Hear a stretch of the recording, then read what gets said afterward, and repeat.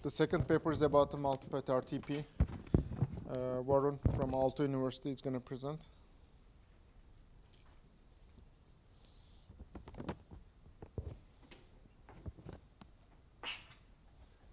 You got the adapter?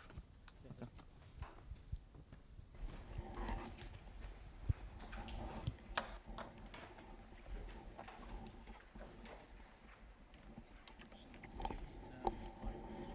No.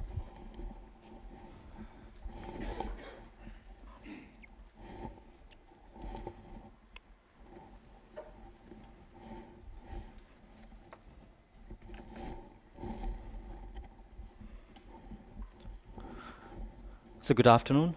My name is Varun Singh. I've done this work with Jörg Ott, who's my advisor, and my colleague Saba Asan. We implement Multipath RTP.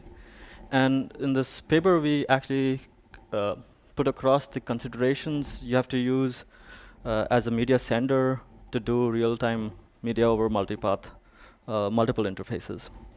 So a quick introduction to RTP. It's widely used in telephony, conferencing, often used over best effort UDP IP networks. The RTP provides playout timing and sequence numbers, and it also has a feedback channel which is called RTCP, which is every few seconds, not typically every packet is ACT. So the reception quality is kind of averaged over time, and basically it provides something like jitter, fractional loss, RTT measurement, last packet that was received, packet sent, octet sent. It can also be used to synchronize audio and video if you have multiple streams. So what's the idea with MPRTP? So what you want to do is you want to exploit multiple paths. So typically in an endpoint, it's basically multiple interfaces. And for MPRTP, it's not necessary that both endpoints have multiple interfaces. It's quite possible one endpoint has multiple interfaces, and B might have more than one, or only one interface. So you should be able to use multipaths even in this case. So what are the goals?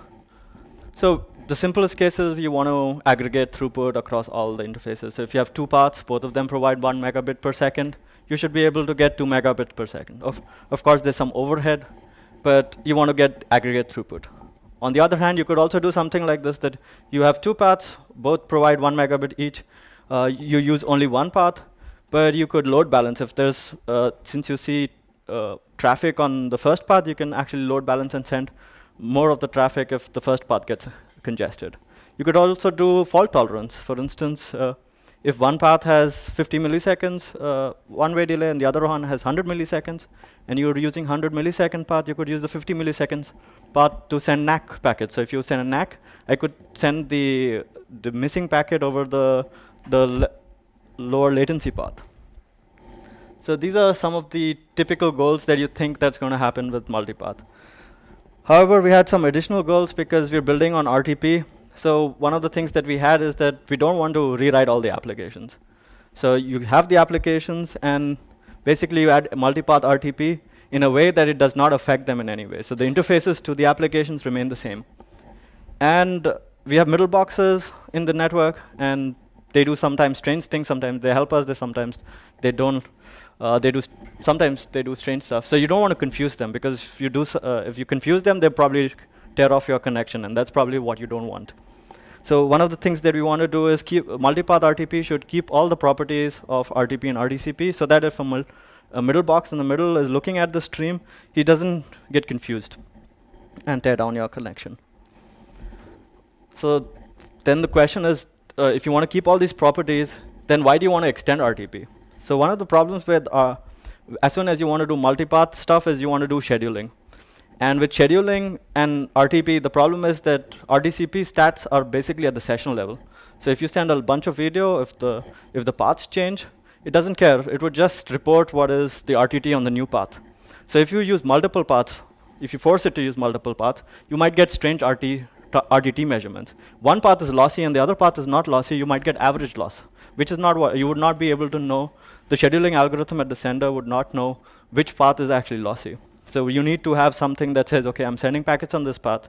You receive them, the receiver is able to create per path reports and then send them back to the sender, which would then do the scheduling.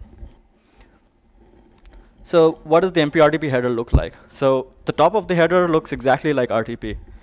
And there's a header extension, which things that don't understand the header extension would just drop it. So it's, in a way, backwards compatible. And this is the header extension for MPRTP. And it has two things. One is the subflow ID, which is the sender chooses one subflow ID, unique, for its flow, and a subflow sequence number. So even if you send every alternate packet, the sequence number on this subflow would only increase by 1, while the sequence number on the RTP would increase as per the RTP specification. And how does it change the, so we did all this so that you could create a subflow RTCP, and what we do is we put an RTCP header, which says this is an MPRTCP header, but we leverage all the functionality of the RTCP receiver report. So basically, we concatenate whatever you do for a single path, you do it for multiple paths for each subflow. You just do the statistics as you were doing a single path, and just add the statistics for that subflow, for each subflow. Most of these details can be found in an internet draft that we wrote up around the same time that we were doing the research. So the main contributions of the paper, even though we do quite a lot of it in the paper, is the scheduling algorithm, the adaptive playout. We do a performance analysis in various scenarios. And we also have a systems consideration section where we talk about session setup, how would you set up the session, what would be the deployment considerations. However, in this talk today, I skipped this because it would take the focus away from the top two things that are the scheduling algorithm and the performance analysis. So it's in the paper. You can go and read it for if you want to deploy it, or if you want to see what it affects in terms of deployment in a real-world scenario. So what is a scheduler? So basically, RTP is exactly on the left side. With MPRTP, we put a scheduler in between, and it schedules packets across path A and path B in this case. There can be more paths. For simplicity, we only show 2. From the receiver, you receive some subflow reports, and basically, based on the subflow reports, you create the scheduler calculates the fractional distribution it's going to put on each path. Since the RTCP timing intervals are different, so each subflow is going to send RTCP at different time. So it's not like synchronized. You're not going to receive a report from path A and path B at the same time. You're going to probably receive them at different times, and you have to. So the scheduling interval has to take into account that you have to receive a certain number of reports from both, from all your paths before you can make a scheduling decision. The scheduler algorithm is pretty straightforward. The scheduler or the sender calculates the receiver report, based on the receiver report, the receiving rate at each path. This it can do from the information in the receiver report. It sorts the paths based on the throughput or the receiver rate and the RTT. Delay is actually RTT by 2, so it's basically approximating the one-way delay as half of RTT. And it characterizes the paths based on loss and discards. So if discards are packets which arrive at the receiver, but is discarded because they arrive late and for decoding. So it received the packet, but it says, OK, I can't do anything with this packet. I'm going to throw it away. And this could be because there's congestion in the network, or it could be that the skew of the paths is too large. So how do we characterize this? Is if there are no losses and discards, the path is non-congested. If in an RTCP report, there are some losses or discards, you say it's mildly congested. And if there are 3 consecutive RTCP reports where you observe losses and discards, you say this path is quite congested. So the fractional distribution is going to take into account that you keep the same fractional distribution for the paths with no losses. You reduce the rate on the paths which are mildly congested, and you actually reduce a lot of the rate on the congested paths. But one of the things that we don't want to do is remove all the traffic from the congested path, because if you remove all the traffic from the congested path, you don't get any statistics for that path. And you want to keep some amount of traffic on that path so that you're able to receive some, at least you know what is the kind of RTT and what is the minimum amount of load it can take. this also creates a nice property that if there is congestion on one path, you can start moving your data to the non-congested path. The last point is basically what we want to do is if there's a video frame and it's an iframe or a large frame, it gets fragmented into multiple RTP packets. You don't want to send them over multiple paths. We want them, all the iframe or the whole of the iframe to arrive at once. So you send it over one subflow. The subflow can throttle it. So it can say, OK, I'm going to like not burst it onto the network, and I'm going to like paste it onto the network. And that's the subflow's decision. So what happens in this case is if you have an iframe or a NAC, you say the scheduler looks at the available throughput on each path. It says, OK, which path has the highest throughput and delay? Has something been scheduled on this path? Is there available throughput? Yes. Then, and is it also the lowest loss rate? And it tries to satisfy these three things and uses the path which best satisfies this equation. The last part is the fractional distribution. So basically, it says that you see a path, its receiver rate, and you combine all the path rates, and you use a ratio of this, and the amount of media rate is proportional to the path rate and the total path rate. The paper has all the edge cases. This is just a simplified equation. The paper has all the other scenarios if the sigma of the path rate is smaller than the media rate, or if it's larger than the media rate, what will happen. So this is how scheduling takes place. The other part of the problem is adaptive playout. So if you have three paths and the skew between the paths, this is what is shown in this, is that the first path, 0 latency, is the path with the least, is the quickest or has the lowest latency. There's a green path which has a latency of 100 milliseconds, but relative to the first path is only 50 milliseconds. And the third path is relative to the first path is only 150 milliseconds. So when packets arrive at the receiver, if you use a single path equation, what normal RTP receivers do is they take a window of 125 packets and try to compute what is the playout delay, and that's how they adapt. So for the first 20 seconds or 30 seconds is OK. At the 30th second, some path changes in the network, and this green path suddenly, which was 50 milliseconds or 100 milliseconds, becomes has a higher one-way delay and has 300 milliseconds.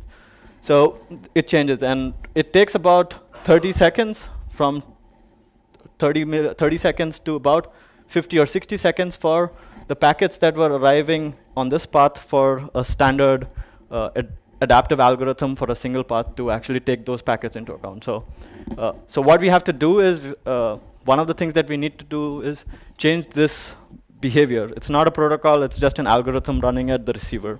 So what we do in this case is, instead of running the algorithm on the whole single path case, we take each path as a single path and run the same algorithm which we would have done for all these paths as at this level.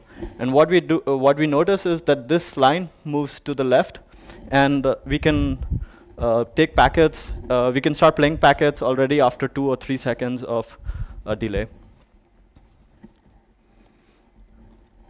So we'll see the results for this in a moment. So evaluation setup.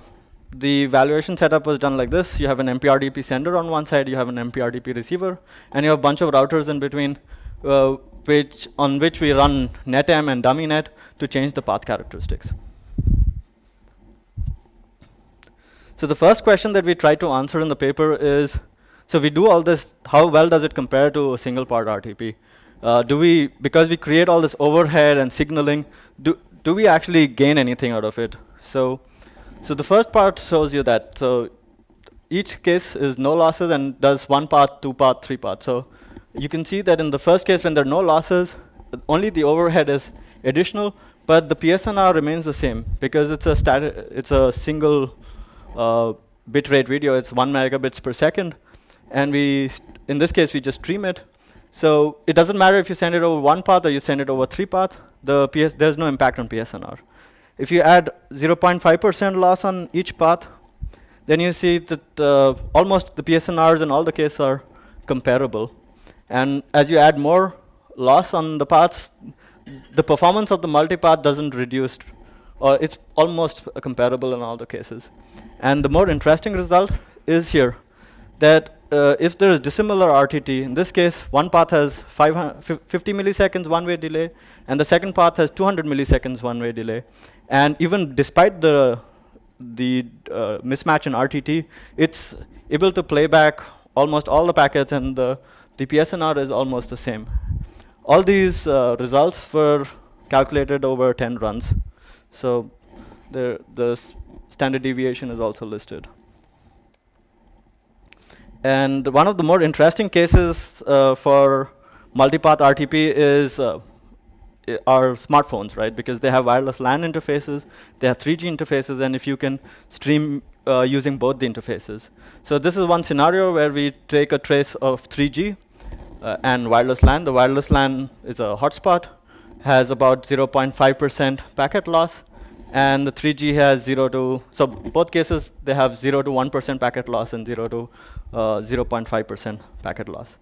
And what we see here is that until the 3G link gets constrained, they both equally share traffic. As soon as the 3G link gets constrained, in the other case, you would have to do congestion control, or you would have pre-buffering.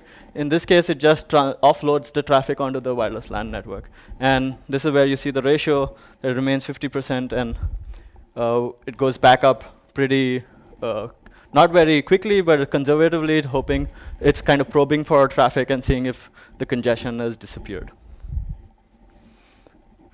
So in conclusion, the paper shows that we are able to exploit multiple paths without performance degradation, and we are able to enable load distribution and capacity aggregation in very many cases. The paper has discussed bottleneck issues and things like that. For brevity, I exclude those cases, and you can read them in the paper. And this is just an overview of the results. So thank you. If you have any questions.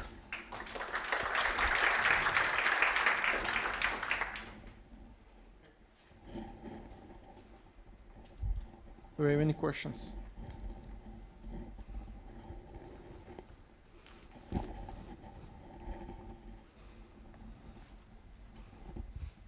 So thanks for that interesting presentation. A question regarding the use of RTCP in this for multipath RTP.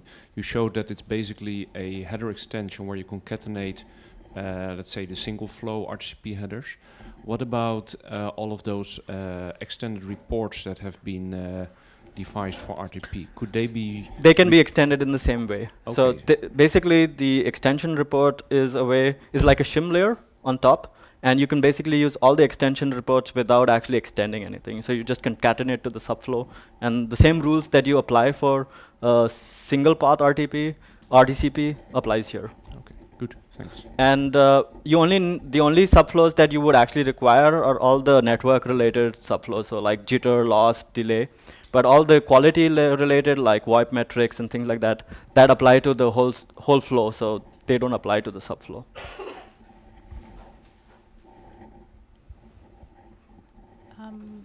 The measurements you showed, these two plots for at least for the 3G scenario, did you do that in a stationary or in a mobile scenario? It's a mobile scenario. So the blue plot is actually traces that we've collected over time for different projects, but we use it here. So we have the 3G link rates and also the loss pattern. So there. Is it like a pedestrian mobility, or it is a car mobility? Which type of mobility? So this is on a bus and pedestrian. So you walk to a bus stop, then you get onto a bus, the bus moves, bus stops. Okay. The link capacity curve you showed there is how did you estimate the link capacity? Is it like empirically that you? No, this is a proper trace. This is the proper trace. Yes. Okay. And this is the traces are from 2010. Mm-hmm. And it's from Sonera, wireless 3G ISP in Finland, in Helsinki. So the trace is from Helsinki. Okay. Did you try another type of traffic to see if the scheduler, if it converges, if it ranges on the same values?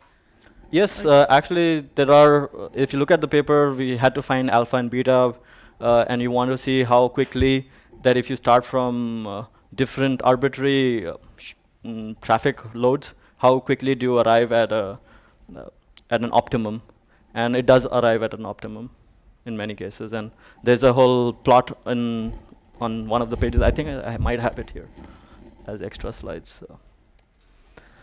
So in this case, we were trying to find alpha and beta for the congested and non-congested cases, and we were seeing how quickly, for different values of alpha and beta, would the scheduling algorithm come to an optimum load balance situation. And basically, it says the stabilizing time in seconds, and for different values in alpha and beta. So, and for different loads and different paths. So in this case, what it shows is 2 paths with wireless LAN and 3G cases.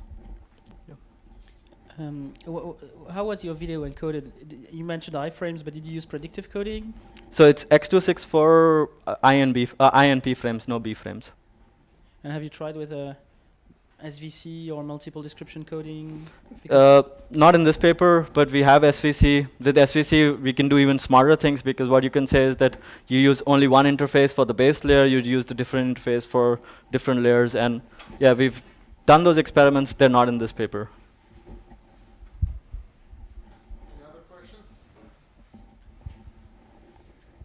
Yeah, but before that, I was just wondering about how do you actually deal with the loss correlation on multiple paths?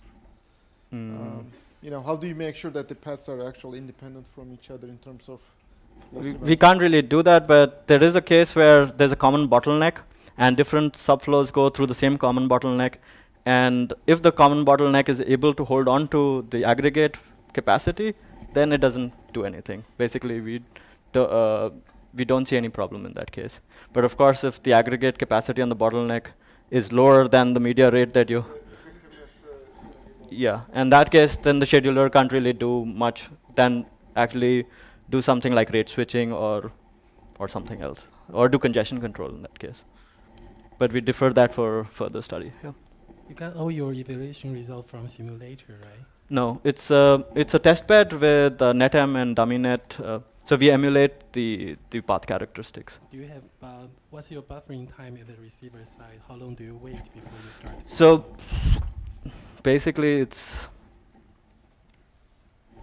there are 2 values that we set up at the beginning of the thing. We said the max end-to-end delay is 400 milliseconds. So the latency, so you can subtract the latency, and this is what the buffer would be at max. And there's an optimum end-to-end delay that the receiver says, okay, I want 150 milliseconds if that is possible. Another quick question is, did you get a chance to compare against Multipath SCTP? No, not Multipath SCTP. We did think about Multipath TCP, and that's a different scenario. And the thing that we want to do with this one is, that's why it's titled real-time media and not interactive multimedia or streaming multimedia, because we want the use case to be open. We want to explore both. So use it for video conferencing as well as streaming. And in this case, with these actually max end-to-end delay of 400 milliseconds and optimum end-to-end delay of 150, I think we're hoping for more the interactive real-time media as opposed to streaming. But I think you can actually tune these parameters and you can do streaming. How about comparing against 3 separate RTP sessions? What if I can program my application to use 3 separate RTP sessions over 3 paths? But that's what it's doing, because you have subflow RTCP and subflow RTP, and that's kind of, we moved the logic down 1 layer, then move it up 1 layer. But I think the performance would be the same, except the application logic would be a bit more complex, because it would have sequence numbers which it would not know what to do with. As in, it would get 1, 2, 3, 4 on one path, would get another 1, 2, 3, 4 on the other path, and wouldn't know how to put them together. As in, if they have the same timestamp, then it's very hard for it to do it. Thank you. So then will you finish the draft? Well, the draft is almost ready. I think it suggests that the working group's is more involved with RDC web stuff. So. All right, thanks again.